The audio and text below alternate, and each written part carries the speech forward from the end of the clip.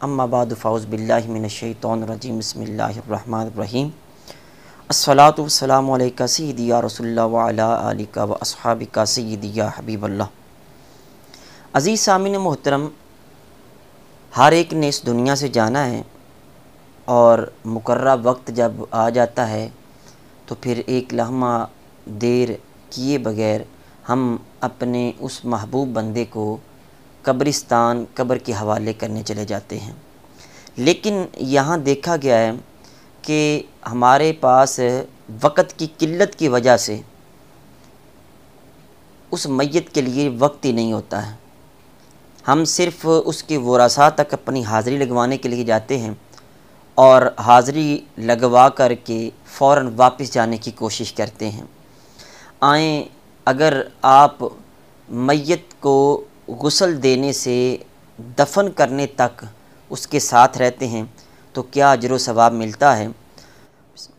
حضرت مولا علی شیر خدا رضی اللہ تعالیٰ عنہ سے مروی ہے، کریم آقا صلی اللہ علیہ وآلہ وسلم کا ارشاد ہے، من غسل میتا وکفنہ وحنتہ وحملہ وصلی علیہ ولم یفشی علیہ ما رآ خرج من خطیئتہ مثل یوم ولدتہ امہ۔ حضور صلی اللہ علیہ وآلہ وسلم کا ارشاد ہے، جس نے میت کو غسل دیا اور اس کو کفن دیا، وحنتہ اور اس کو خوشبو لگائی، وحملہ اور اس کو اپنے کندھوں پر اٹھایا، وصلی علیہ قبرستان جا کر کے جنازگاہ میں اس کا جنازہ پڑھا، ولم یفشی علیہ ما رآ اور دوران غسل اگر اس کا کوئی عیب نظر آ جائے یا کوئی کمی اس کی جسم میں نظر آئے یا کوئی اور اس کا عیب ہو، وہ لوگوں کے سامنے ظاہر بھی نہ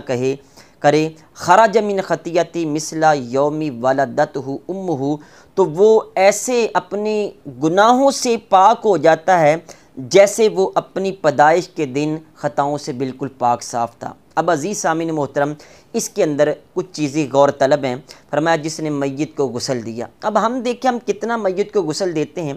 غسل دینے کے لیے ہر جگہ پہ ہر علاقے میں ایک اسپیشلسٹ ہوتا ہے، وہی غسل دیتا ہے،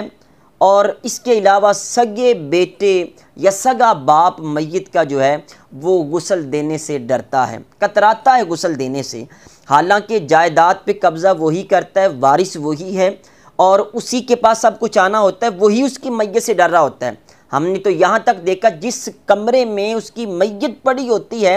باڈی پڑی ہوتی ہے، وہاں جانے سے بھی گریز کیا جاتا ہے، اور جس جگہ اس کی موت ہوتی ہے کئی ہفتے اس کمرے میں جانے سے ڈرتے ہیں۔ یار کیسی بات ہے، سگا باپ یا بیٹا فوت ہو، کوئی بھائی فوت ہو، ہم اس کے کمرے میں بھی جانے سے ڈرتے ہیں، غسل دینے سے ڈرتے ہیں۔ وہ میاں صاحب فرماتے ہیں کہ جاندی واری ڈرونا بنیو تو ہاتھ لامن تو ڈر دے، جنہ لئی تو پاپ کمائے اج کتھے گئے نے تیرے گھر دے۔ حضور علیہ الصلوۃ والسلام نے اس کا اجر دیکھے بتایا، جس نے میت کو غسل دیا، وکفنہ پھر اس کو کفن پہنایا اور پھر اس کو خوشبو لگائی، اور وحملہ اور کندھوں پہ اٹھا کے جنازگاہ تک لے کے گیا، وصلی علیہ اور جنازہ اس کے اوپر پڑا، اور اس کے راز کو افشا نہیں کیا، راز فاش نہیں کیا، تو وہ ایسے گناہوں سے پاک صاف ہو جاتا ہے ایک جنازہ پڑھنے کے بعد جیسے وہ آج اپنی ماں کے پیٹ سے پیدا ہوا ہے، یعنی پیدائش کے دن جس طرح پاک صاف تھا ایسے آج پاک صاف ہو گیا۔ اب یہاں پہ بات ختم نہیں ہوتی ہے، جنازہ پڑھنے کے بعد وہاں قبرستان میں جب چھوڑا جائے تو وہاں اتنی دیر ضرور رکا جائے کہ اس میت کو جب سلیبیں رکھ لی جائیں، دفن کر دیا جائے اور مٹی ڈال دی جائے تو وہاں رکنا چاہیے، بلکہ صحابہ کرام تو وصیت کیا کرتے تھے کہ اتنی دیر رکا میری قبر کے اوپر رکیں کہ مٹی وہاں پہ ایک اونٹ کو ذبح کر کے اس کی کھال اتار کے بوٹیاں بنا کے تقسیم کر دی جائیں، جتنا وقت یہ لگتا ہے اتنا وقت وہاں پہ رک کے رہیں تاکہ وہ میت جو وحشت محسوس کرتی ہے وہ محسوس نہ کرے۔ اور پھر جب تک رشتہ دار وہاں پہ قبر پہ رکے رہتے ہیں، یاد رکھیں اس وقت تک میت سے حساب نہیں ہوتا ہے۔ اور پھر کچھ ایسی چیزیں علماء نے ذکر کی ہیں احادیث کی روشنی میں کہ جن کی وجہ سے میت کے اوپر جو